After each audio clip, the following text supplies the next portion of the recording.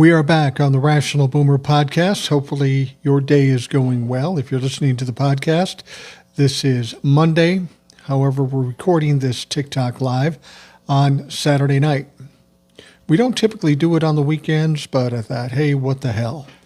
We'll see who shows up tonight. And again, I want to tell you that for those of you that are coming into the TikTok live, I appreciate it, but it's important that you participate, that you make comments in the comments, or even if you can come up. See, we'll have some members of the panel here, but we'll also have people from the crowd that want to say something or have a perception or a perspective that they want to convey.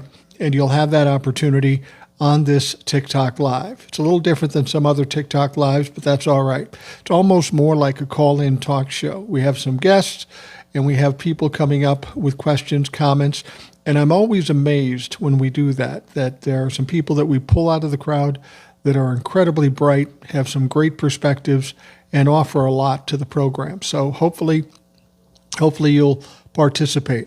We'll see if some of the people we expect to be here are here yet. And it looks like we've got TJ the plumber and Rebecca. Now, these folks are typically on the panel. They have some great insights, too. But they're also moderators. They're the ones that kind of police this fucking place for all the Trumplafucks that tend to try to get through. It's been weird. TJ, I got to be honest with you. When they switched the rules or the rules of TikTok, I didn't think I'd be here long. And I have a feeling you didn't think you'd be here long either, but here we are. Yeah, I think it has a lot to do with us pushing down on them. You know, they come in here and we kick them right out of here. So they're not mass reporting. You know, like they're not getting onto, you're not getting onto their FYP, which is good. You know, and I think that's why you're still staying above water. Yeah, I think it has a lot to do with your settings too, like exactly your FYPs and your settings, because people like Hawk and like people who set their settings low because they want the Trumplafucks to get in there. I think that's why they get kicked out faster. Yeah, I have nothing to say to Trumplafucks. I've gone over and over many times and tried to argue with them, and I quickly find out that there's no way to get them to comprehend or understand facts. So at some point it just becomes, there's no point to doing it. It's fucking stupid. It's like talking to a dog, a puppy. They don't know what the fuck they're thinking, and they don't know how to even respond other than said, well, you guys, and the whataboutisms. Somebody just asked me, where's Old Soul? Old Soul was on the program just a few days ago, but she's out of the country again. And she told the story. She has a significant other who is from Africa, South Africa, and he has two daughters, and they have a very good, close relationship. But it's not safe for people like her significant other. So they made the tough decision to separate. He's going to another country. She's staying here. And hopefully when this is all over, we can come back together. They can come back together. But that's where Old Soul is. When she gets back, we'll have her on again, of course, and she'll catch us up to what's happening. It's the weekend. It's a sad situation. I mean, this is just one of the small inconveniences or sadness that Donald Trump has wrought on this country. But there are so many serious effects that he's had on this country.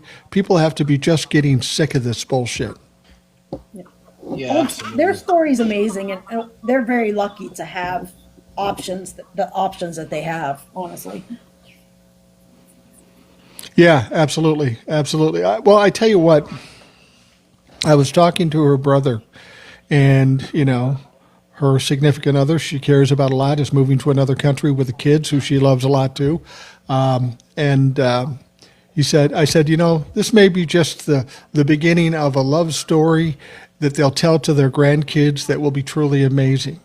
And he said to me, well, I hope that's true. And I said this, if you know anything about Old Soul, and certainly he does because he's her brother, if it can get done, fucking Old Soul will find a way to do it. So I'm not worried about her at all. She'll be able to handle this situation, and she'll come out a winner like she always does. Yeah, she's a never say die kind of personality. You know what I mean? She is, and she's very resourceful. She's very smart. Yeah, so we wish her the best. We're all thinking about her. She'll bring us back up to date when she gets back into the country, and we'll see where we stand at this point. I want to see if we've got some other people out there that want to pop up. British John is already fucking there. Jesus Christ, British John. Already? I think he's working for TikTok and trying to get me out of here quick is what I think he's doing. All right. We're going to pull up, looks like Eddie. Eddie, are you there? And what's on your mind? I'm here, and this shutdown is insane with the amount of doublespeak that the Republicans are putting out there regarding what's actually happening. I mean, the Democrats are the ones that are showing up to try and talk. The Republicans aren't even showing up to talk. So everything else is almost irrelevant from that point on. You know, and yet they've cast this weird net of, oh, they're shutting down. No, you guys are in charge. You guys are in charge. How are we shutting anything down if you guys are in charge? You know. Well, Eddie, I tried to clarify for people in a TikTok actually what's going on. We know the shutdown is there. The Republicans control the House, the Senate, and the White House, so it's really their shutdown. It's really Donald Trump's shutdown. And at first we thought it was just about health care. We're finding out now that it's not just about health care.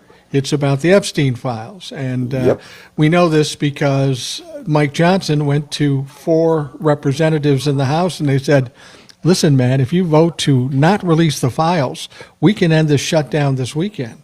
Really? We could end it that quickly if 4 Democrats just went along with you? And the question I have is, why are you so terrified?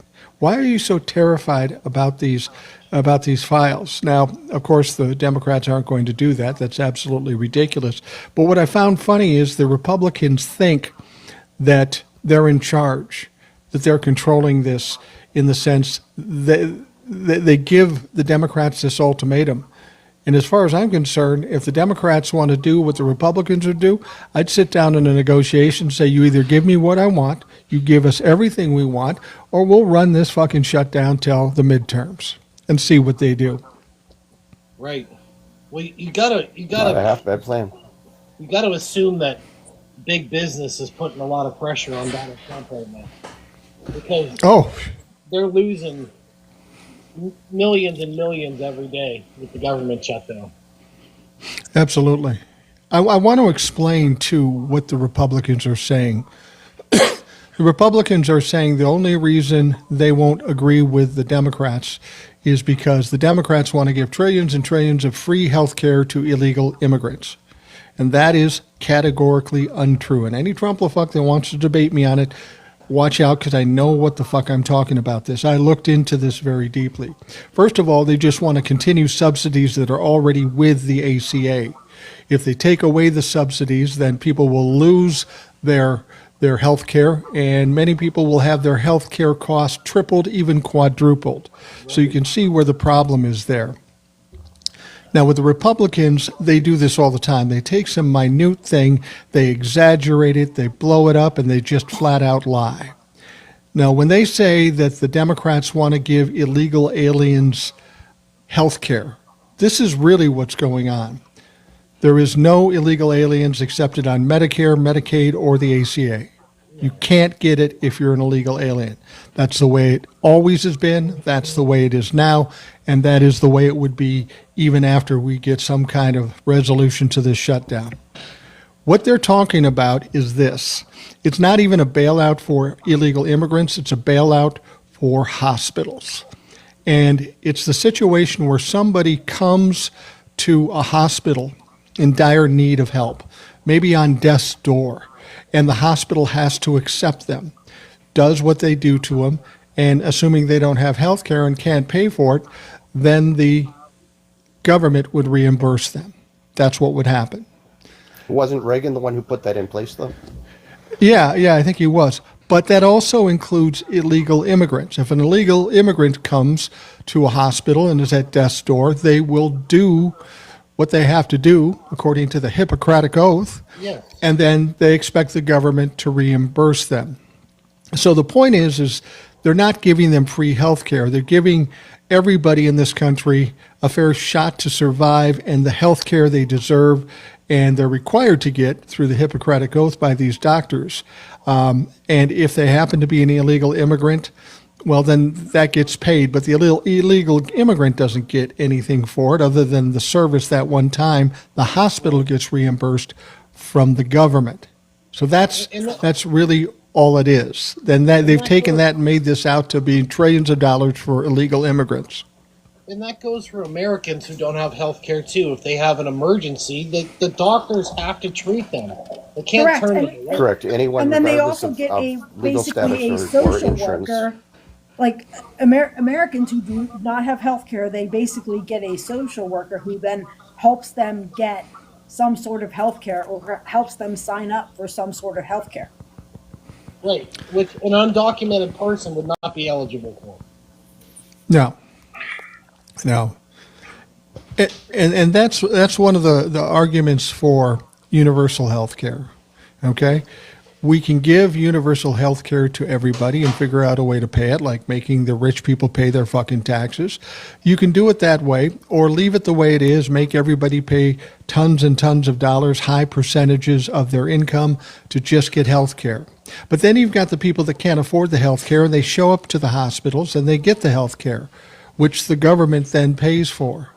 If you took all the money the government paid for these people that didn't have health insurance, it would pretty well offset giving people universal health, especially if we tax the rich. It's not about the money. It's about who gets the money. It's about the insurance companies that get the money. And they don't want to lose any bit of the money. This is all a shell game. It's all bullshit. Universal health is absolutely possible with the right amount of taxing to wealthy people and not turning away people and giving everybody a chance to get the health care they deserve. Right, and you know what? The healthcare system and the pharmaceutical industry is the most corrupt scam in this country. And I'm going to tell you, I'm going to share something with you that it's going to make you shit your pants like Donald Trump. Our healthcare program at work costs for healthcare, eye, and dental. It costs the equivalent of $13 an hour. Yeah. That's ridiculous. Yeah. Yeah. It is ridiculous. It is ridiculous. I'm going to pull somebody else up here, somebody we know. He no doubt has some things on his mind. I'm pulling up Trucker T. Hi, T. And hey, Trucker T, how you doing? What are you thinking about tonight? Hey, so I was sitting here thinking the other day, why is no one discussing what is that? Oh, that's What's that? TJ. Why are we not talking about Jared Kushner, right, over in the Middle East, brokering deals as a non-government official? Right? That's a good point. Why don't you tell us what you're thinking here so those of us that don't know can be enlightened? Well, he's over making deals, with this peace treaty with Hamas and a few other deals. They asked Karen Levitt about it, and her thing was, wouldn't you want somebody to volunteer their time, even though they're busy, to come out and help us with these crises, right? The only thing they're not talking about is how much he's getting paid for this. Right. Before it was $2 billion. What is he getting out of it now? Trucker, he's not there making deals for the United States. He's there making deals for the Trump organization. Yeah. That's what he's doing. He's making personal deals. He's not making deals for the country. No, absolutely not. It's absolutely Well, what he's doing is leveraging the power of the government, the American government, to make the deals for himself, much like Donald Trump did when he did on his little tour over to Saudi Arabia. He went over there for what reason we don't know, for governmental reasons, no. But he did procure some deals for his own fucking benefit. This is what it is. It's about going around the country and trying to leverage countries to have influence over America or the president and make money for themselves. Donald Trump does it, and Jared Kushner does it as well. right. I agree. So maybe that's where that $17 trillion is going that we can't find, right? There is no $17 trillion. No, there is. And if there is any money from the tariffs, they took it from us. We're the only ones that are paying the tariffs at this point, and anybody who says otherwise doesn't know what the fuck they're talking about. We paid the tariffs. That's the ironic thing is they put the tariffs on. We have to pay higher prices, which means higher taxes. The money that they're gathering up, they're all proud about it. We got $1 billion, $100 billion, $200 billion. We got all this money. See how good we're doing? Yeah, but you took it from us, motherfucker. Okay, well, maybe we'll give you 1,000 or 2,000 back as a taste. It's a fucking Ponzi scheme. Right. And $17 trillion.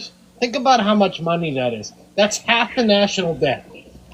You mean to tell me that in 9 months he accumulated the equivalent of half the national debt when 90% of the time the tariffs are on, the tariffs are off, tariffs are on.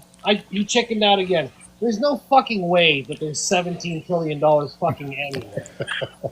Well, TJ, we all know that Donald Trump tends to exaggerate a touch or just flat out lie. I mean, Trucker brought up about the Hamas-Israeli war. Yeah. Now, Donald Trump gave Hamas an ultimatum.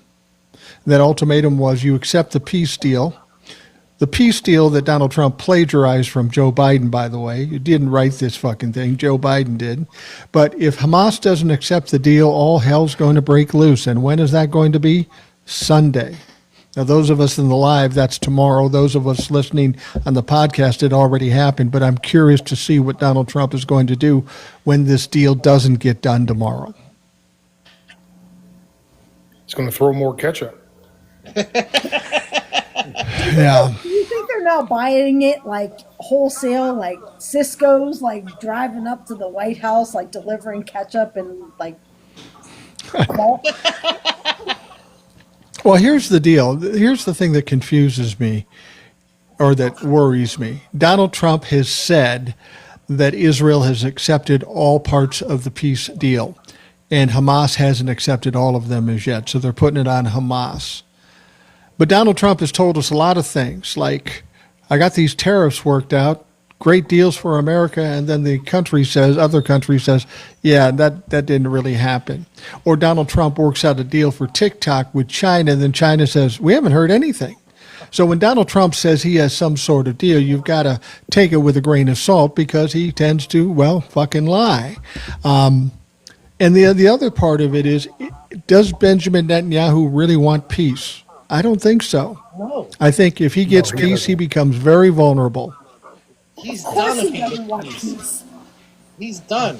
Because he's a war criminal. He's a war criminal and as much of a dictator as freaking Trump is. He has no interest in peace. Yeah, and then Mike, the last thing that kind of caught my attention, it was just tonight, actually. A Trump-appointed judge decided to temporarily ban him from sending 200 troops into Portland, which is awesome. Yep. Yeah, I saw that. I'm sure he'll send that to the Supreme Court, but for now, there's nothing he can do with that. Well, Donald Trump keeps losing. He keeps losing in court. The only time he wins is when the Supreme Court gets it and they go against the Constitution, which in fact gives us an illegitimate Supreme Court. That's one of our big problems right now. Everything leads up to the Supreme Court, and the Supreme Court apparently doesn't understand or care about the Constitution. No. All right, I'm going to see who else is out there. We're going to pull some other people up. What's that? We have to talk about Chicago. Yeah. I got a little update. I got a little update about government employees, though, if you want to hear it. Yeah, either one.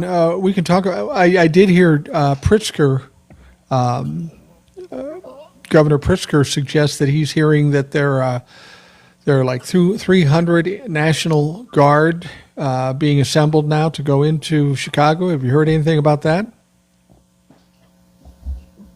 No. Apparently not. Just speak up, guys. We're live here, motherfuckers. You got to help me out here. I was talking to somebody in the messenger. All right.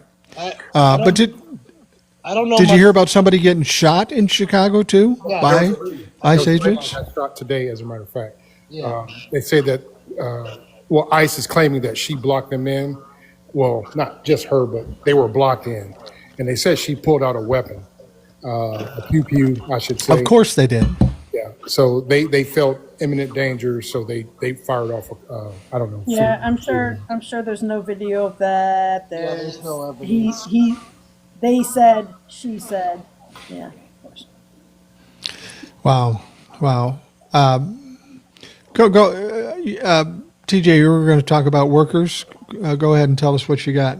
Okay, so I happen to be friends with the Teamsters representative here. He's a very good friend of mine. And he told me the other day, you know how Donald Trump went in and canceled all the collective bargaining agreements for all the unions at the federal level? Right. So he happened to go to the VA the other day, and he got accosted by a bunch of the employees there. And they said to him, how do we become Teamsters? They wanted him to organize them as Teamsters to get because they're getting screwed because their collective bargaining agreement was taken away from them. So all the employees at our local VA are pissed off because Donald Trump canceled their union contracts and they want to join the Teamsters. Wow. Even though many of those folks probably voted for Donald Trump. Yeah, exactly. And Wow. and that situation is very complicated because you can't just flip flop like that. They'd actually have to vote to decertify their union, and then they'd have to sign authorization cards and then have an election. And of course, the federal government, because Donald Trump fucked with the National Labor Relations Board, they'll block it indefinitely, and they'll never be able to get acclamation to having a union in their workplace. Exactly. Abs- Yeah. From what I understand, I'm gonna- he took the union away from federal employees. Am I correct or no? They didn't take away the fact that the AFGE represents them.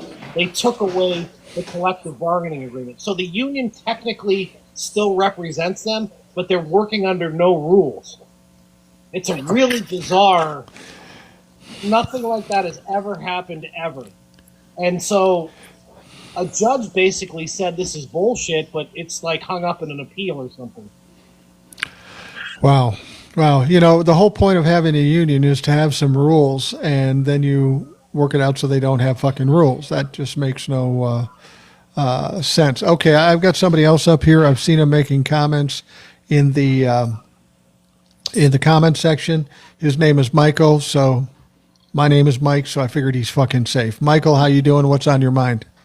Yeah, so I don't know if you ever remember when Trump first came into office, he established the American Sovereign Fund. He made a really big deal about this. Right. Yeah, I really believe that they are funneling money into this American Sovereign Fund. They're stealing from the American public, and they're enriching themselves. I don't know if you saw today on the Senate side, they introduced something on the floor. It was either yesterday or today. I think it was yesterday. That if you're a billionaire, that they would not eliminate tax cuts for billionaires, and every single Republican voted against that. Really? Every Wow. single Republican voted against that. So, hey, look, I'm retired from the Army. I'm a federal employee. I still have to show up to work. I feel fortunate that, I get my retirement benefits that aren't affected by the shutdown, but there are many, many, many government employees that are dedicated to serving this country, that are going without a paycheck. There are soldiers and sailors and airmen that are going without a paycheck right now. I believe that that's not going to be a good look. And I believe that the White House is beginning to crack on some of this. Yeah, I think you're probably right. And as a veteran, I'm curious as to what you thought. I thought it was ironic that Donald Trump and Pete Hegseth stood up there in front of these generals and made fools of themselves. I'm curious as to what you think about that. And also as to, while he was doing that, later on that day, he was going to take away every one of those people, including everybody that serves under them, their salaries. with the shutdown. This has to piss off the military a little bit, wouldn't you think, Michael? Yeah, there's nothing more cruel than to take military people that are willing to go into harm's way to take away their salaries. And look, hey, there's a lot of junior enlisted soldiers that do live paycheck to paycheck. Right. And it's tough. I know it's tough for them all around. The salary of the military is not that great. There are certainly a lot of things that you could go out there and do, but the benefits are very great, and the benefits are great. And to be able to serve your country and to serve a purpose that's bigger than what yourself. I saw clips of. I stayed away from the speech. I did know several peers that were in the room, guys that I served with before, and I asked them off the record what they thought. Many of them thought that it was just completely unhinged, and it was. The clips that I saw were completely unhinged. So, Michael, what do you think? What does the military do with this? We always keep hearing that they swore an oath to the Constitution, not the President of the United States. There's a red line. They can't be given illegal orders. Where is that line when there is pushback from the military? I mean, because they're in a weird situation. They've got their commander-in-chief that they've got to take orders from. But if the commander-in-chief makes an illegal order, do they push back, or are they in a position where they just can't do that? That's a great question. I'm struggling with that question, really on a daily basis. It's not a culture of we've never been put into that position before. So there's no precedent for it, because we've always had, a commander-in-chief that, was not willing to give an illegal order. And we always had a commander-in-chief that relied, and a Secretary of Defense that relied on, the JAG officers to make sure that, hey, whatever we were doing follows the rule of law, right? And so now we don't have that. So this is really, kind of uncharted water for the military. So, well, it really is. I mean, when you talk about the military, we're talking about an organization that runs strictly on rules and regulations. And the government should have rules and regulations too. But every guardrail, every norm, the rule of law is out the window. There is no limitations. It's like the Wild West out there right now, and it's got to be confusing to the people in the military to understand what the fuck to do. I'm a little far removed from it. I retired 7 years ago, so I do keep in touch with former peers and guys that I served with, and I don't think anybody's really happy at what happens. The military shouldn't be politicized like this. It's one of the most sacred institutions that we have, and it shouldn't be politicized like this. We expect the military to be apolitical, so and not to be a political entity of the government. So yeah, absolutely. Trucker, you're a vet too. What are your thoughts about that meeting? I'm sure you saw at least some clips of it. It had to be just confusing and embarrassing. Well, yeah, I'll give you my honest thoughts on it. So I look at your actions over what you say, right? I watched clips of the meeting and all of that. Right. I checked their actions. The very first action that he had before he got there was, hey, when I get there, if I see somebody I don't like, or they say something I don't like, or whatever those words were, I'm just going to get rid of them on the spot, right? Not taking into account or consideration the years of service, the combat that they've been through, the training they've been through, all because some draft dodging bone spur guy doesn't like me. My career's over, right? So then the second thing, directly after that meeting comes out a report that they're getting ready to privatize the commissary. Anybody who's been in the military knows how important the commissary is, because that's where we get our food and clothes and whatever else that we need. And they were saying that the government doesn't need to be in the grocery business. Well, yeah, you do, because our lives depend on it, right? Right. And then to go back to what Michael was saying about the veterans or troops that don't make a lot of money, he's absolutely correct. About 6 months ago, and shame on me for not knowing this, but I found out that, I don't know, 70%, 60, 70% of our veterans are on welfare. They get public assistance because they don't make Wow. enough money.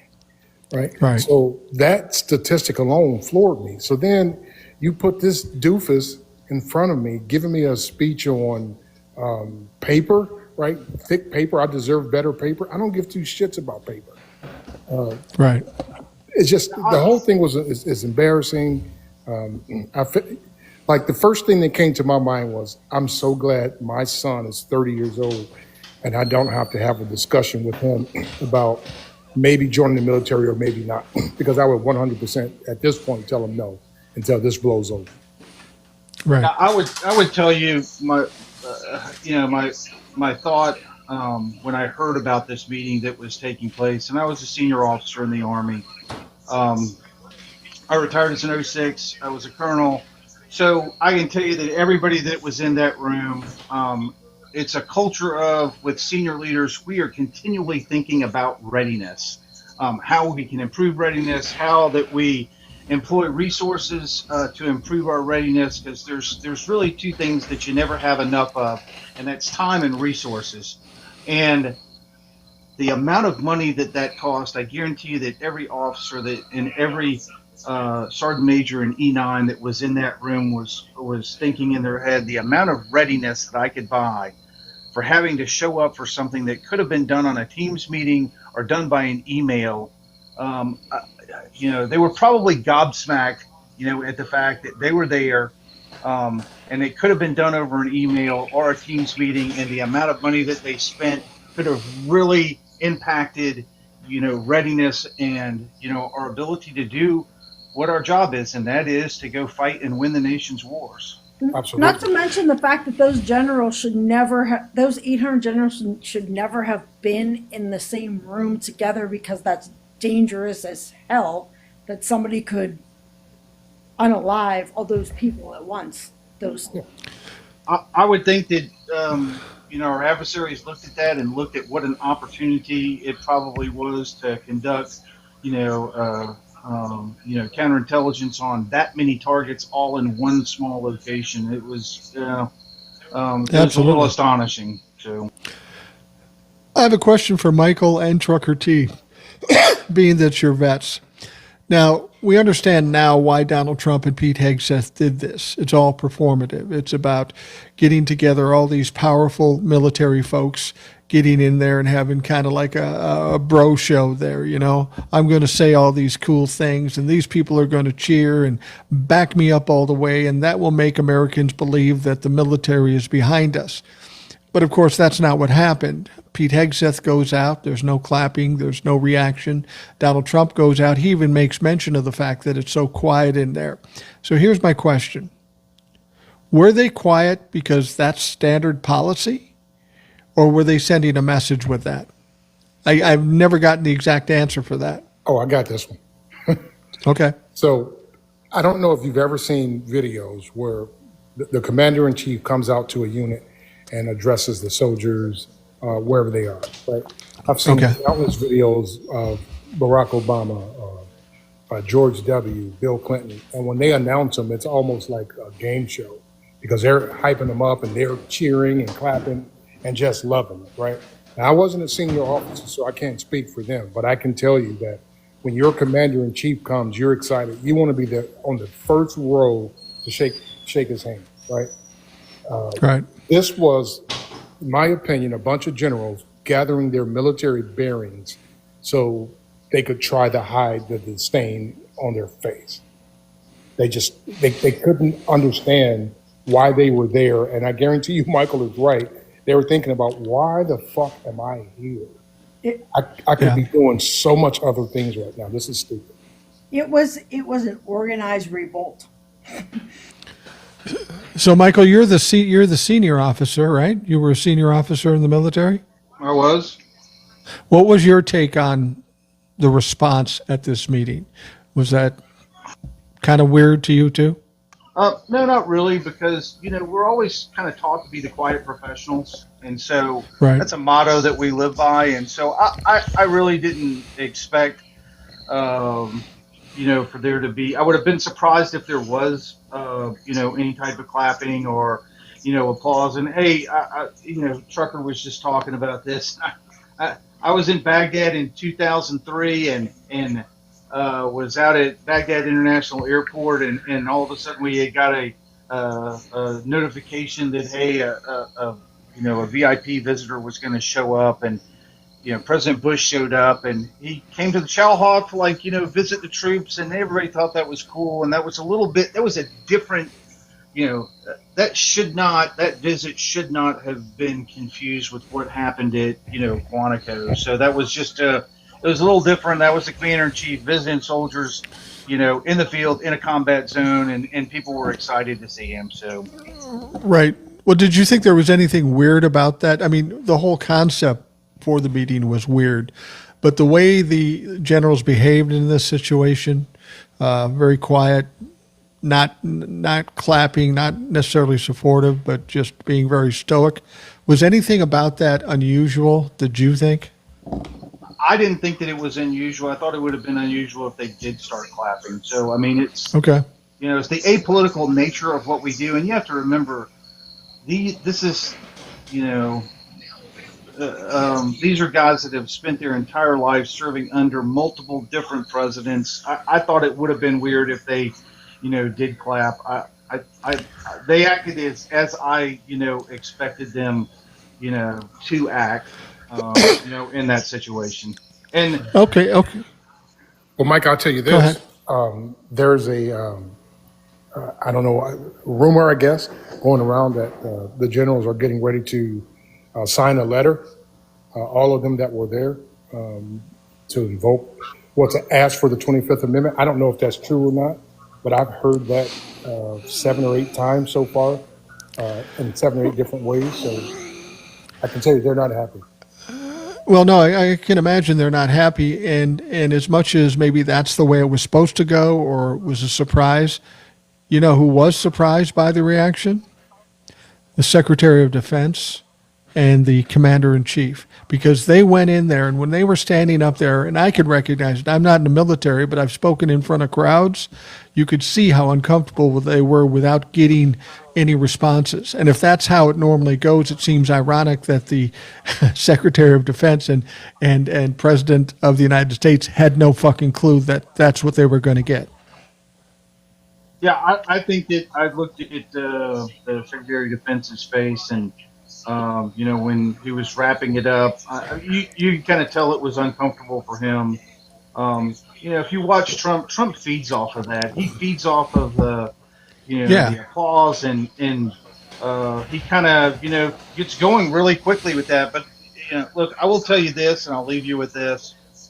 Back in August and in September, I went on a vacation with my wife, and we went to Italy and traveled some through Europe. And I normally talk to everybody that I meet, and I want to know about their cultures and what they think. And of course, we want to get their viewpoint of, or at least I do, I want to get their viewpoint of what, how do you view the United States right now? And to a T, everybody that we met while we were traveling over, a 3-week period, was what the fuck is going on in your country? And, my response was, yeah, we're trying to kind of figure that out too.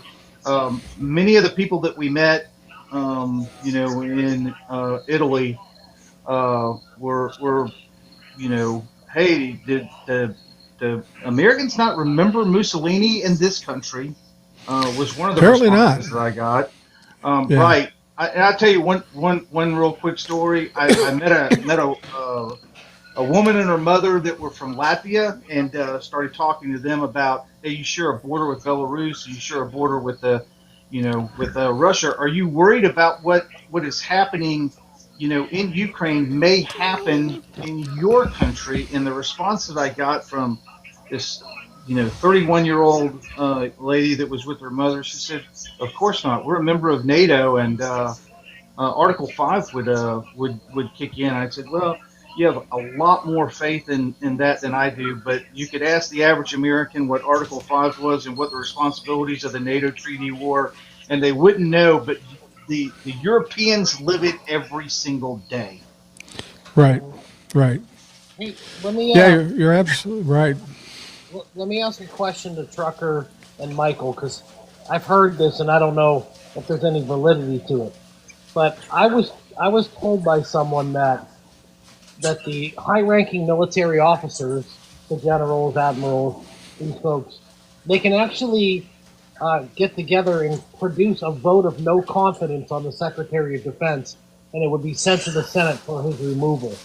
Do you guys know anything about that? I haven't heard that. I've never heard that before. I have a degree in political science and a master's degree in national security strategy.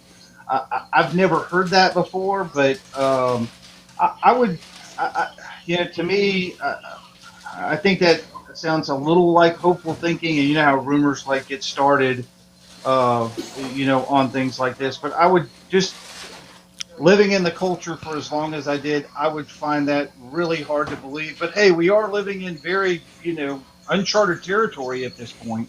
Right? So That could be something that you've never heard of, because there's no reason in the world that would ever freaking happen. yeah, it could be. I mean, this is just uncharted territory. At this point, you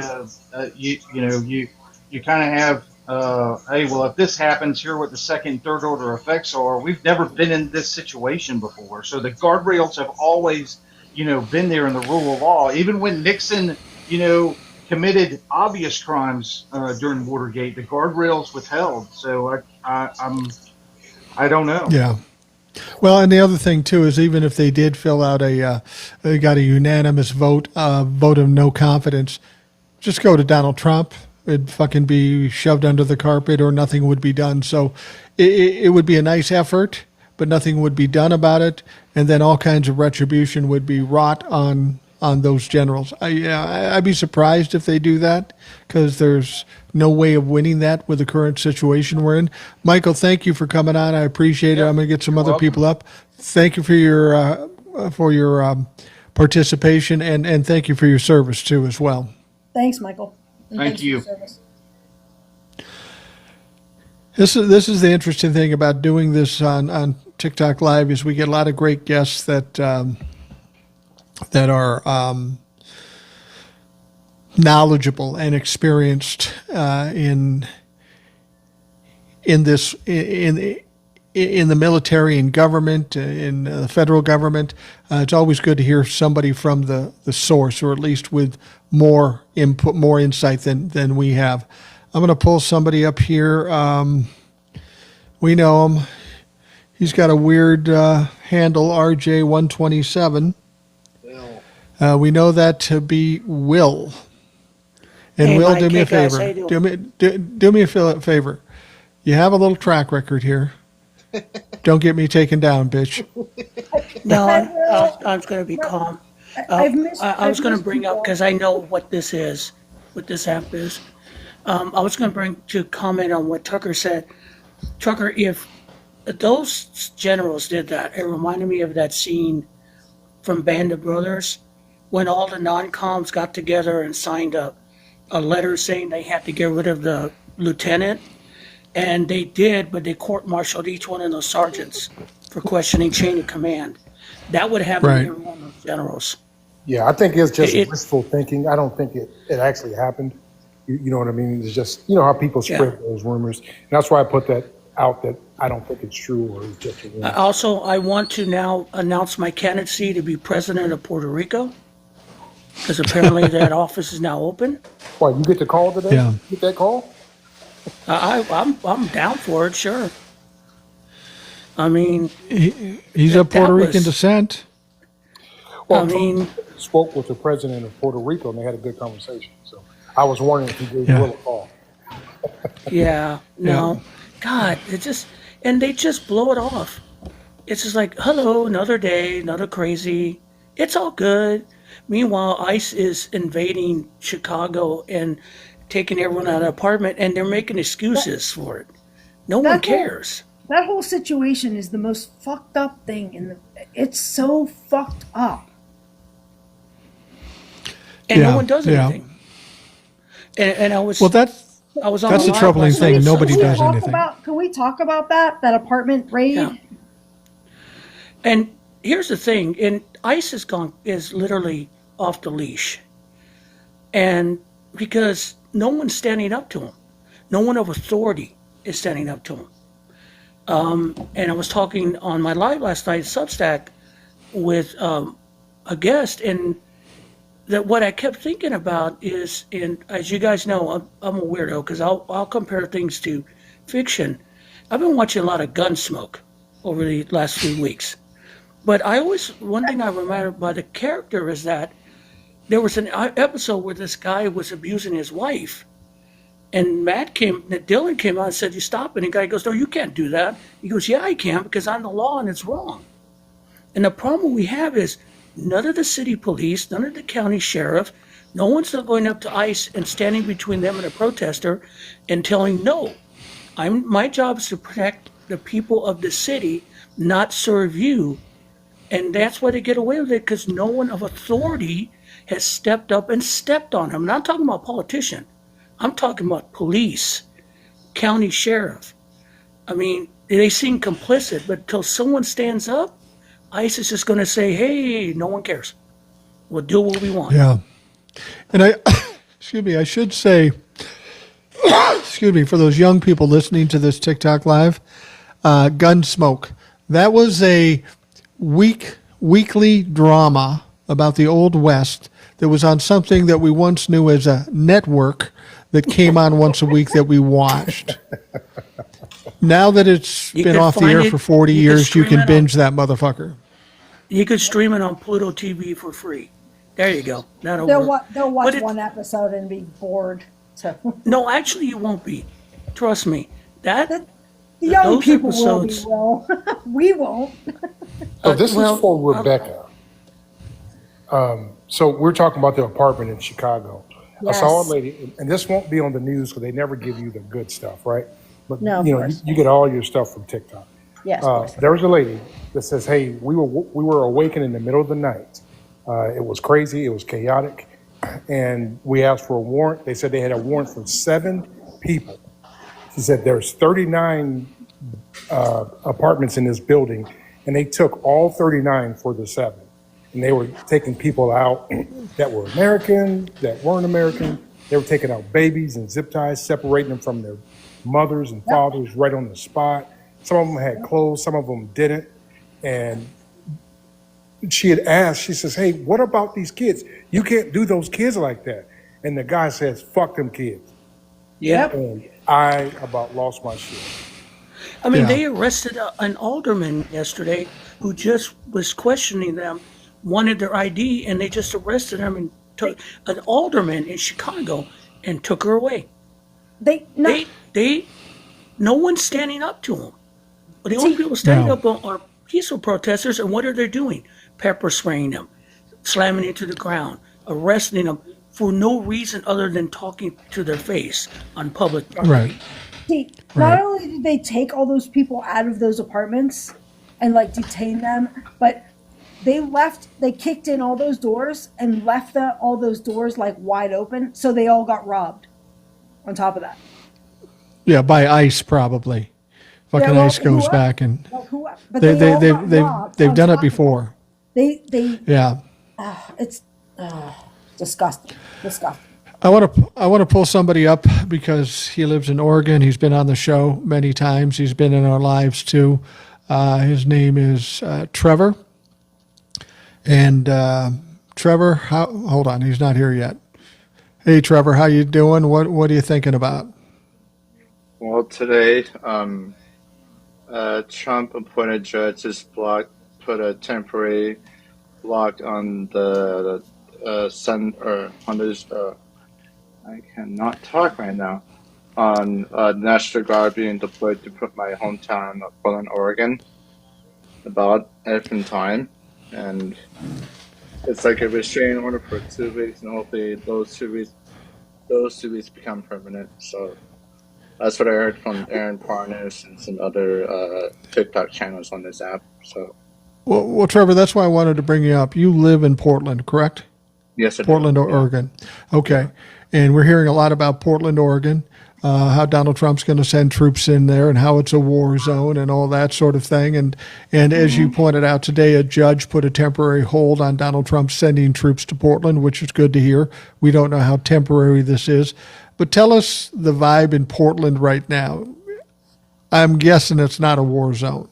No, because I'm gonna tell this to TJ, Rebecca, Trucker, and Will. I love you guys. We all have our own thoughts about this Kanko's administration, but you know what? We have a naked bike ride in Poland every single year around certain times of the year, but whatever. And you know what? We're gonna have an emergency naked bike ride. You like seeing so dicks and important. vaginas and asses? But you're gonna see a crap ton of dicks, pussies, and asses. I'm And sorry I to was say worried that, about. but you know what? This is our only way to fight back against fascism, authoritarianism, and this administration, because we have Wow. had it. You know, in our mayor, our governor, protested on the streets of downtown Poland last weekend, and we're not going to stop, because you know what? We Oregon, yes, Poland is weird. Yes, we have hippies. Yes, we have all these things in our city, and I love it. I've been here on 36 years of my life, and you know what? I'm not going to move. We had Antifa, we had Black Lives Matter protests. Did we sit on our home, on our butts at home? No, we fought back. We protested Hey, peacefully. Yes. real quick, Trevor. Hey, Wilbur, 12344. Portland is not a whipping city. No. That takes what they're doing has more courage than anyone else. Okay, they stand there. You know what? They were protesting. The guy was protesting in a dinosaur costume. That's not funny. That's just making fun of them. Yeah. That's Right. the thing, and that takes more guts. Wimpy, God, go somewhere else, dude. Because that is no. Well, you, Uh-uh. you know what? You know what? Well, here's the problem, though. This is the bullshit that the Republicans have sent out for decades. That all Democrats are wimpy, aren't masculine, don't own pews, that they're weak. That's the story that's been told. So if you're buying into that, that's bullshit. Because I guarantee you, people like me and Trucker and TJ and anybody else that comes on here, we're not weak. If we get a Trump buck stands right in front of our face, I'll guarantee you those motherfuckers will back down before I do and I before any told of these you, other people like do. on one of our last lives together, when they say, well, what are you gonna do about it? I'll go, I'm your Huckleberry, Yeah. whatever, anytime, any place, because you guys think you have the upper hand. You don't. That's why you run around doing this shit to kids and women, because you can't stand up to real people, real men. Let's be honest, Right. it's true. Hey, Mike, Yeah. can I go back to the naked bike ride for a minute? I was hoping Well, we could forget that, but go ahead. and there's also a symbol of our protest and fighting back is a guy dressed up as a chicken. I don't know Wow. what Yeah, I saw the chicken. I don't know what age or what his name is, but he was like a young adult, but it's probably 5 or 6 feet tall. But he was wearing a chicken in front of the ice building, But, and Yeah. we're not going to stop but protesting do you in have a front of the ice banana? building. Oh, God, You no. know, I have an idea. We could outfit a tandem bike with a couch on it, and we could get JD Vance in on the Yes, bike yes. ride. Mike, I'm So trying to anyway, clean Trucker it up. Yeah, had something to say. So I'm trying to clean Trucker, it up. go ahead. Yeah, I'm just trying to clean it up for you. So there was a video out there today with Carolyn Levitt talking about how bad Portland was and all of these things. And every time she would say something, they would show a video of Portland, but they were doing the cha-cha slide. I would prefer to see the cha-cha slide than Yes, that damn it's naked not bike just, ride it's anyway. called the cha-cha dance. Right. I would prefer to see that than the bike riding today. Just to Oh, let you know. great. Now we're going to get the naked cha-cha. Yeah. That's so, it's so funny because I used to watch the show Portlandia, and I thought that was fiction. I was No. wrong. No, it's not. It's like real. It shows like the main heart of our city, and what our Yeah. city represents, and why we're such nice people. It's like we have people coming from California. We have people coming from like any state in this hopefully good country, and we love tourism. We love people coming from like overseas and around the country. We're welcome to show them around this town, even though it's small. But it's like we're a blue state, and we're all friendly, and yeah. So Yeah. And my brother works in Portland. And I think he might even be in here. But he says it's absolute bullshit. I mean, there's no war zone. There's no anything happening. It's just a regular day every day, and they're trying to spin it on Fox News to make it sound like. And I think Donald Trump he's so stupid he actually believes it. Liam's been sending us videos of like there's nothing going on there. Yeah, there's no. people going to a coffee shop enjoying their afternoon. Like it's Yeah, we're not, going to Voodoo Donut. We're going to get a pumpkin spice lattes at Starbucks, and then we're going to go read books at Powell Bookstore, and then we're going to go to a strip club. My favorite video of all that was that they were at a Portland park, and they said, "Oh, here come the protesters," and it was a whole flock of Canadian geese, Yeah. which is scary. So Trevor, I just want to say this. I think it's clear that Portland isn't a wimpy town, but you got your share of weirdos. Can you agree with me on that? It's what we are. We're all weird. We have Eccentric. yeah, eccentric. We have strip clubs. We have dispensaries. We're like the brewery capital of the world. You know, all types of different brews, IPAs, lagers, pilsners, you name it. So Wow. and we have Well, lots of food carts here. So yeah. Well, Trevor, thanks for coming on. I appreciate it. I'm going to get some more people up here, but thank you very much for problem. giving us some input on Portland at a time when it's kind of in the middle of the news. It's good to know the truth as opposed to the bullshit we normally hear. Yep. Thanks, Trevor. No problem. Well, that is Trevor, who lives in Portland. You can listen to what Fox News and other places tell you about Portland, but he's in that bitch, and he knows what's going on just as much as I'm in Minneapolis. And Donald Trump would have you believe that this is a war-torn area, that it was burned to the ground. Absolute bullshit. Come to Minneapolis, and you'll see exactly what I mean.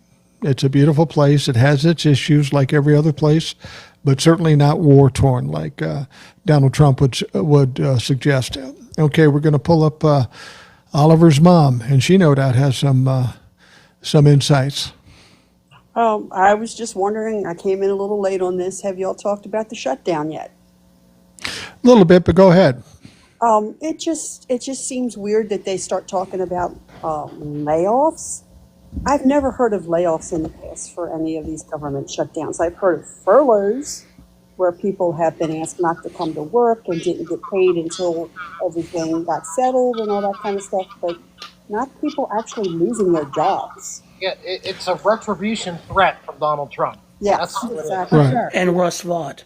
Yeah, and then the whole business of withholding funds from Democratic states and Democratic cities during the shutdown. That's just as bad. I mean, that's the whole. That's thing. illegal. That is so illegal because that is already paid money. Right. Already Russ Vaught's allocated job is money. not to hold the money. Russ Vaught's job is to distribute the money. Yep. That man is, again, one of the ruling junta of this country because Donald Trump isn't doing squat. It's the Heritage Foundation and Stephen Miller, period. Oh yeah, I mean it's all from beyond there, of course, but it's just ridiculous to hear some of it on the news that they're planning on doing all this stuff when it's illegal and never been heard of, or they claim it has been.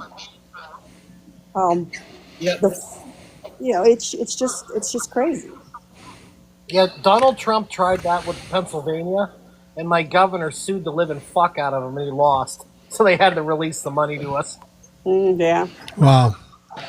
Somebody said something in the comments, and I want to know the answer to this too because I didn't follow up with it. We know that Greta Thunberg and there was a flotilla of people bringing aid to Gaza, and then we know that Israel intercepted them. Now, Daria says what Israel did to Greta should shake the foundations everywhere. That's all I know is that the Israelis intercepted them. Was there She's further being information tortured, as to right? what happened? She's No. being tortured. The Swedish consulate is reporting that she has been arrested, but she's being tortured by the Israeli army, denied food, tortured, forced to kiss an Israeli flag. And Is they're this trying to coming get from her a out. solid Israelis source? are abusing her. Say again, sir? Is this coming from a solid source or just some clown on TikTok? Yeah, it's coming. Yeah, they're getting it from the Swedish consulates. They're not happy because the Israeli army has gone out of control. I'm not surprising. I mean, it doesn't surprise me. These people used food stations for target practice. So sorry, Wow. not sorry. Do you think, do all of you people in here think the tide has changed on the United States with Donald Trump in charge? People have a totally different impression of the United States than they once had. Do you think that same thing is happening with Israel? Maybe people aren't as empathetic or sympathetic to Israel's plight, given all the things that are going on in Gaza and now with this Greta Thunberg thing? Possibly. I mean, I just looked up a little bit here to get some input on that. It's you can take this for the source that it is. From Al Jazeera, they're saying that Greta Thunberg is being mistreated by Israeli forces in detention, activists said. And that was 6 hours ago. Being humiliated and wrapped in the Israeli flag and exhibited like a trophy is what this activist told sources. So yeah, it's just, I can't say whether it's true or not. I'm just saying that that's one source that I found that's talking about the situation and how she's being supposedly mistreated right now. Okay. I rather believe I'm seeing here activists. No, I rather believe the activists in the Israeli army. Sorry, Yeah, at this Mike, point. I believe he's losing his luster, right? You've got the Italy protests. They're making him a war criminal now. All of this stuff. My eyes are waking up to what he's doing. I just think he's losing his juice, to be honest. Yeah, I think so too. I'm going to pull somebody else up here, Wilbur. He's been in the comments, and we'll see what he has to say. Wilbur, hold on. Wilbur, are you there? And what are you thinking Yeah. right at this point? Oh, I don't want to get me wrong. So let me give you a little history. I moved to Portland in about 1989, and I've seen the transformation. I'm a plumbing contractor, so I've worked all over the city. I probably know about the city as well as anybody. There's probably not a place I haven't worked in that's within 5 minutes. So I've seen the transformation. When I first moved there were these areas that were predominantly pretty bad areas. It's like where the Crips and Bloods were, and they're on the news all the time. Well, those areas have all been upgraded. Now all the houses close in. I knew a guy who bought like 40 houses back in. He's getting them for like $9,000-$10,000. These same houses are worth like $700,000-$800,000. So the closer you get to Portland now, there was a time when that was kind of the bad area. Well, now that's where all the most expensive houses are. As a matter of fact, what they've done is they're ripping down whole blocks and building 4 or 5 story buildings. So Portland is all the riffraff has moved out. So when I say it was a wimpy city, what I meant was it's a very, very calm city. It's a hipster city. They call it a hipster city. They're very woke. The people are great. The food is great. I love the place. But what was going on? I was working downtown. They were putting a Gucci in downtown Portland when the BLM, the BLM movement was going on, and there was some bad stuff. That was like 4 years ago, and I'm proud of my city that they stood up for the African American population, because this is a very white city. I don't know how to explain it, but it's a very, very white tee. And they were standing up for the Black Lives Matter, and I was very, very, very proud of that. But I'd be working downtown, and we'd start like at 6 in the morning, and there was like 2 or 3 times when they told us we had to stop for the day because they were going to do a march, and at the same time, the Proud Boys were showing up. They were coming. Nobody asked for the Proud Boys to come, but they thought that they had to come stick their nose in everybody's business, and so we had to actually stop for the day because they were afraid of the rioting that was going on, and nothing happened. It was more of a threat than anything. But when I said what's going on in Portland now is nothing. There's absolutely nothing going on in Portland. I was down there last Saturday watching a couple of football games. I live in the suburb, and it's just people walking around, going to Saturday's Market and go to Voodoo Donuts. And so when they say it's a war zone, I think it's the most funny, crazy thing I've heard of. Now, if you take footage back 4 years ago, yeah, there was some stuff going on, but that was 4 years ago. We're way, way past that. I even drove down to where the ICE station was a couple of days ago to see it going on. It was just a bunch of old people holding up signs. So what Trump's doing is he's creating a problem, which he always does. He'd actually create a problem so he can say he solves it.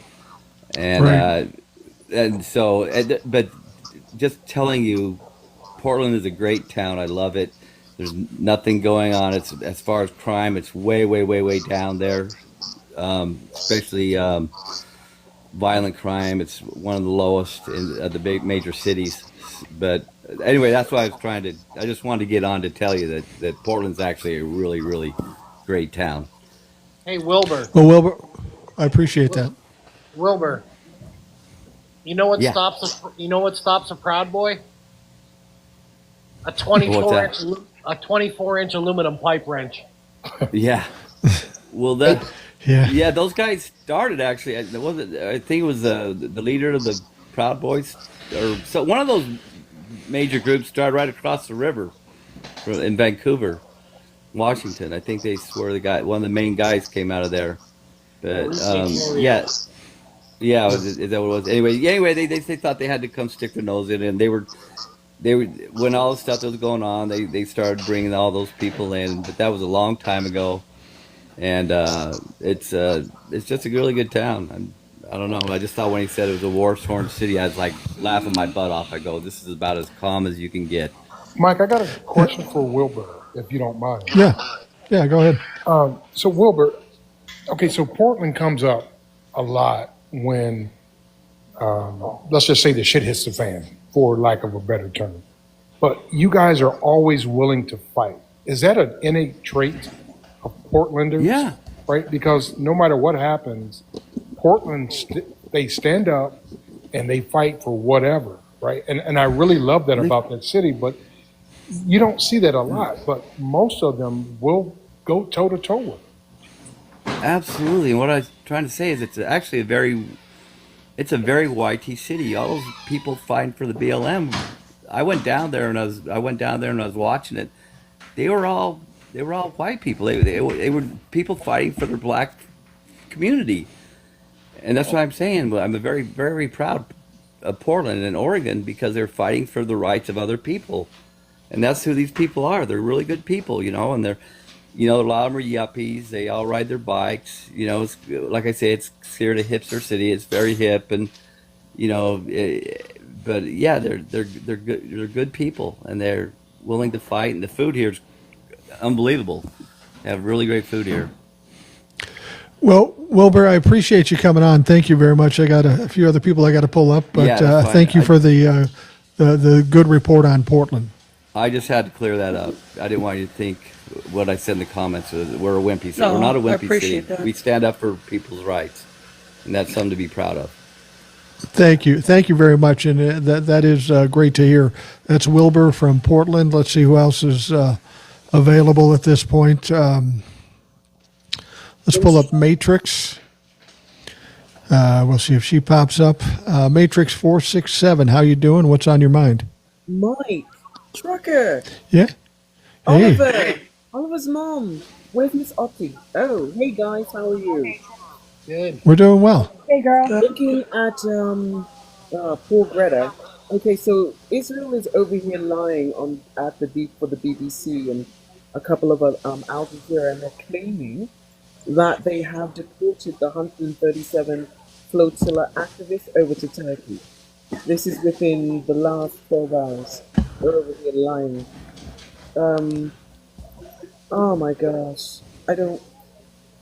Your previous question, Mike, with regards, do we think that people are believing Israel? It's not so much believing Israel, I think it's no longer believing Netanyahu. We're getting I tired of agree. his crap. We're really getting tired of his crap. He's, let's face it, he's doing all of this to keep for him himself to keep out of jail. You know, I want him and Trump just put them in Guantanamo. Just let us forget. Throw the key away and call it a day. If you want to see a good report on Netanyahu, go watch John Oliver's last week tonight. He does 30 minutes on Netanyahu, was amazing. Look it up on YouTube. Matrix, I think you make a good point, though, and I've said this before, and I maybe should clarify it this time. When I say Israel, Israel as a people, as a country, I don't have any problems with them. Jewish people, I don't have any problems with any of those. I do have a problem with their leader, who is essentially a war criminal. Yes. And I think I can say that with some standing because we have the very same situation in this country. We are good people. We want the best of things, but we have a criminal as a leader. So the problems with both these countries, or Russia included, we've got horrible people leading the charge for our countries. So it's pretty clear where the change needs to come. So, Like you can I say was the same. comparing this to, what is it? I was just speaking to an acquaintance. I'm not even going to call them a friend. I'm going to call them an acquaintance. And they said, well, this is what the people voted for. And I said, if you think about it, you guys voted for a Saul. You wanted a David, but you voted for a Saul. Saul was the narcissistic type. Everything was about Saul. It had to be about Saul. He got jealous when David turned around and everybody was saying, you know, Saul saved his 1,000, but David slayed their 10,000. So it's, yeah, this is basically what we've got. We've got a Saul in there, you know. Put me in office and I'll do everything, but unfortunately, he's doing everything for himself. And one other thing, Mike, where's the 17 billion? Someone please tell me. Trillion. I'm sorry? Trillion. Where is the 17 trillion? Well, somebody suggested, you know, when Donald Trump talked about earlier on in his tenure about this sovereign account, where they would just funnel away money into a special account to do special things for the United States. That probably, first of all, Don't we him call saying that money 17 trillion. laundering? Yeah, it's money laundering, Mike, but the isn't fact it that money he said, laundering? yeah, it would be money laundering if that's what's happening. But you got to understand, when Donald Trump says something, it's usually bullshit. It's usually exaggerated. It's usually hyped. 17 trillion is something you pulled out of his ass, which is a very sketchy process. But there's not 17 trillion. I'd be surprised if there's a trillion. Mike, you But got the the important thing is, ask him, where's the trillion? yeah, exactly. And you know, unfortunately, the Treasury is run by Scott Bessent, who is a toady of Donald Trump. So there will be no real investigation into it or no pressure. I loved what he said. Donald Trump said, "Well, maybe we'll give people $1,000 or $2,000 rebate on $17 trillion that you took from us in the first place." Yeah, That seems like a fucking Ponzi scheme. I want to say, I want to thank Matrix for what she does for our men and women, especially right now. Right. And then when you said Scott Besson, that reminded me of something I saw today. Howard Lutnick was talking about the massage parlor, and Yeah, that Oh, dipshit. yeah. what the hell was that all about? What massage parlor? White House went crazy. He was basically outing Jeffrey Epstein regarding what was going on there. You have to understand, Howard Lutnick lived next door to Jeffrey Epstein in New York City. And there's some question as to how he got a hold of that house, that Epstein may have just given it to him. But he was identifying what was going on and how creepy it was, and how Jeffrey Epstein wasn't upfront about stuff, and it was all about massages, and he was pretty certain there were videos in all these rooms. Lutnick was talking way beyond what I think Donald Trump would have felt comfortable with him saying, but dumbfuck just spewed it out. But isn't Lutnick supposed to be like Jeffrey Epstein's best friend or something like that for that? Well, yeah, I think they were close friends. I mean, I'm sure Donnie and Howard probably would debate it out as to who is his bestest bestie. But, yeah, Howard Lutnick was fairly close to Jeffrey Epstein, according to Howard Lutnick. So My skin is crawling now, just thinking out loud. Sorry. I'm so sorry about that. Who wants to fight out who's best friends with Jeffrey Epstein at this point? Who would actually admit to that? That's the scary part. That's what I'm saying. Like, who wants to fight that battle right now? Well, you all have to understand, it was a different time down in Mar-a-Lago in the 90s. You just don't. yeah, You really had to bring that up. Okay. Like, now, like, who's fighting out who's Jeffrey Epstein's best friend? Matrix. Matrix. Sir. Are you British? Yes, sir. Okay, I'm going to bring up a fellow British person, because I just want to hear what it sounds like when two British people are talking. That's going to be fucking crazy. Okay, we're getting down toward the end of the program, because I usually go an hour and a half or so, and we're at about an hour and 17 minutes. So we got British John here, and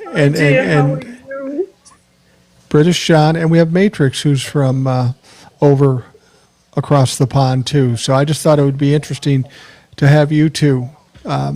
Matrix, a very sophisticated, well-mannered person, a wonderful, lovely lady who's on the show, and then fucking British John. So this was going to be interesting to me. John, how are you, sweetheart?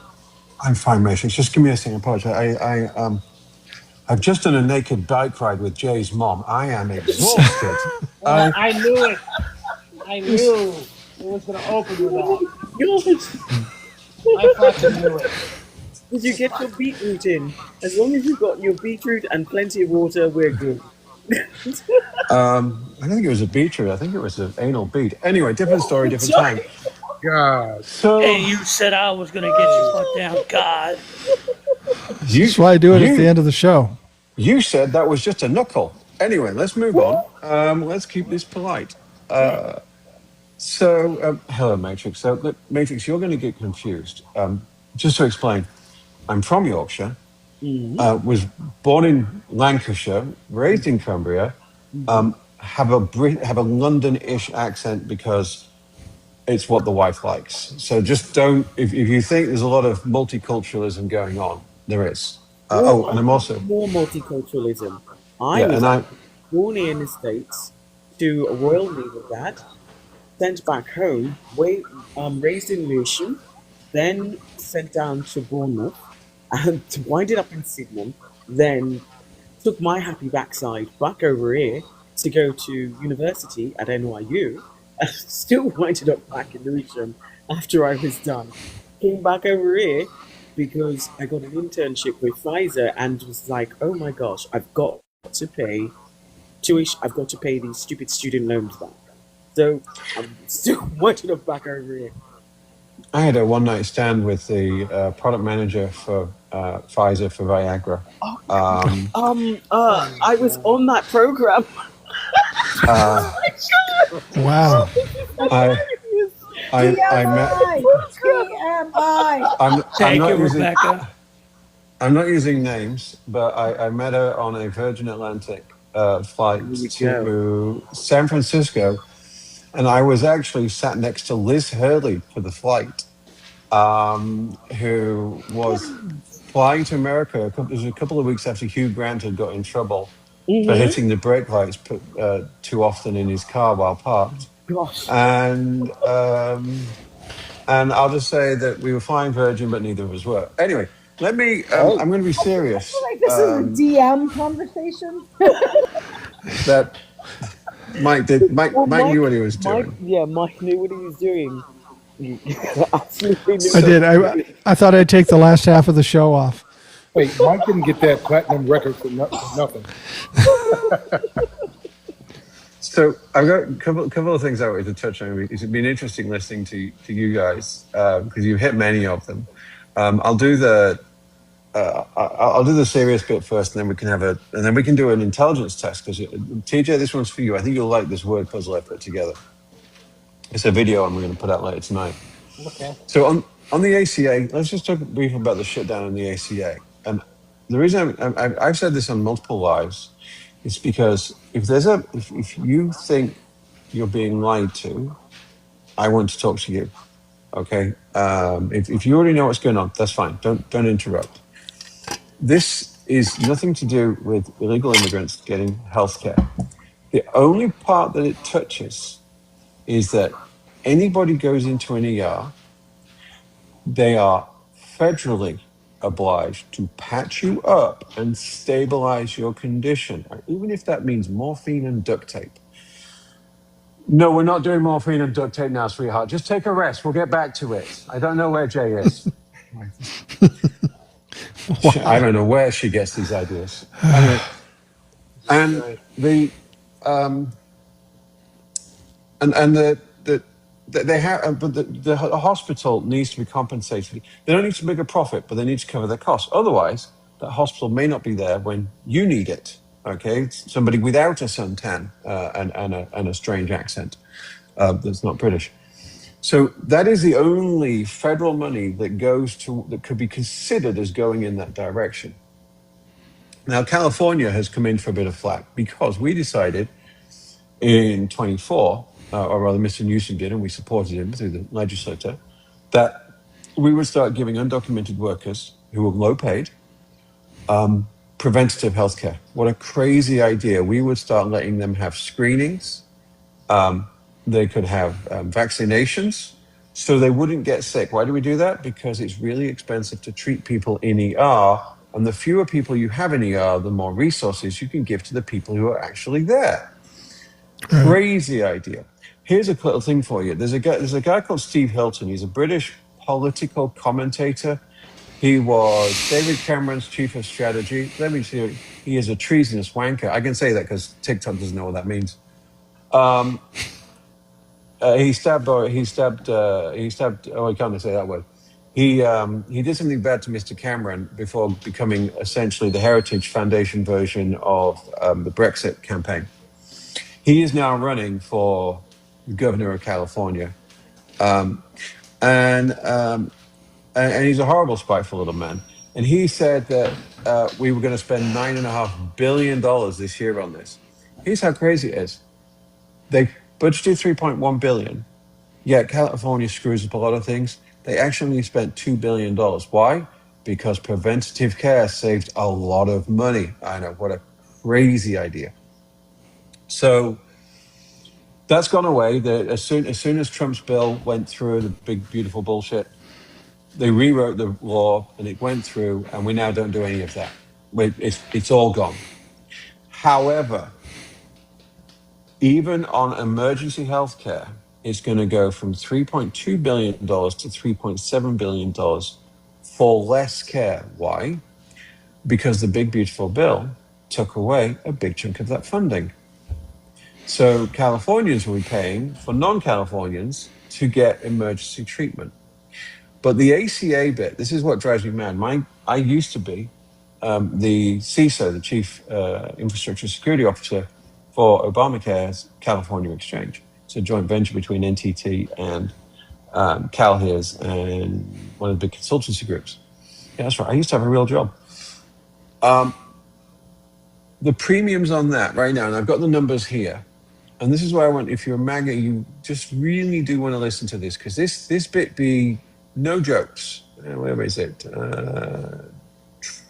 Yeah. So right now, the premium, if you're making $23,000 a year, you'll be paying a premium of approximately $114 per month for a bronze package, right? That's the minimum you can do, which has got preventative screenings and means you won't lose your house if you get sick. That will rise to $333 a month. That's what will happen if these subsidies don't go through. And here's the great, these subsidies are applied to your insurance payment. They're not going through around the houses and everything. It goes through the exchange. It's paid by the federal government straight to that. Here's what happens if this doesn't happen. Young people won't buy expensive insurance because they're young. They feel they are invulnerable. Young people aren't in there. That means that only old people who get sick will be in there. That's why the premiums don't just double, they triple, because lots more people will be taking advantage of those services. A couple aged 60 years old who are using the services, their insurance premium will rise to $22,600 a year. That is the price of a small car. Not one time, every year. 60 years old, $22,500 for the privilege of not dying of cancer before you're 70. These are real numbers. This is not hyperbole. This is actual stuff. Here's a crazy thing for you, Mike, because once I go into the rabbit hole, I'm not coming back for a while. I can't believe this, the average wage for a non-college educated white person, and I did that just to raise the number a bit, because otherwise it's truly embarrassing. In Georgia, it's $23,000 a year. Wow. Right? Non-educated white person, 23 grand a year. It's lower, I'm afraid, if you have a suntan. We don't have third world countries. We have third world states, from what I can tell. But the reason I mention that is because currently that person, through the exchange, can get insurance at essentially 1% of their income. That will rise to 6% if this doesn't go through. Now, here's where the kicker comes in, and this is where there is a dark joke coming in about 90 seconds, boys and girls. You'll remember that there were extensions to the ACA, that certain states went through. California went straight away. Kentucky had a referendum. They voted for it, and the governor was taken to court to actually bring it in place. These subsidies go away. They will affect 2.6 billion people will come off insurance by January the 6th. That is the prediction right now, if this doesn't change. The three biggest affected states, Texas, Georgia, and I've lost my piece of paper. Texas, Florida. Yeah. Wow. Because the ACA extension budget goes through 26. This bit did not. So here's the darkness. If we lose 1 million people, let's say statistically 10% of them have a thing. This is if we lose 120,000 people across those three states, that could swing a midterm. Yeah, it could. Yeah, because here's the thing. Ironically, if you live in a city, you have better healthcare by proximity. This is just geography. So Texas has very democratic cities, but very red rural bits. Florida has very democratic cities, very red rural bits. Georgia, yeah, it happened again. So this could be interesting. There's a dark joke in there somewhere, which I can't tell. But those are the things that are going. TJ, I got a word puzzle for you. Okay, I've got 8 words. I've got eight words for you. I've been listening to Republicans respinning tariffs. Apparently, they think that the Democrats and liberals. I find it funny how we get lumped together. Don't understand how tariffs work and how apparently the other country's paying. So I'm going to put a video out tonight that explains this. And the first letter of every bullet point is important. You ready, TJ? All right.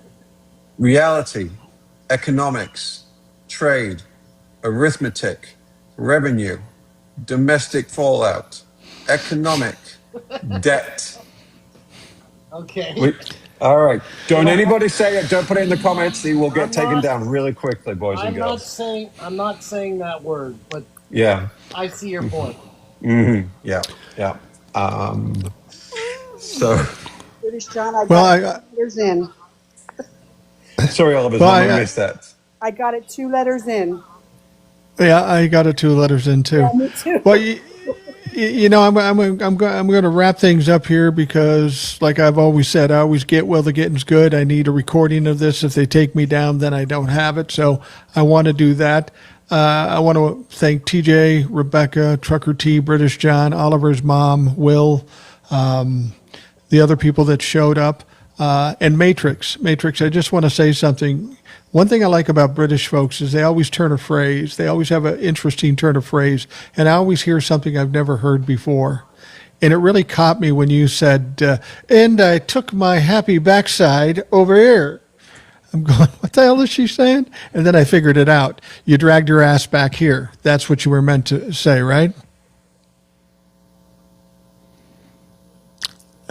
She I did. think Matrix. I can translate. She did. Mike, let me just address one of the comments that came up.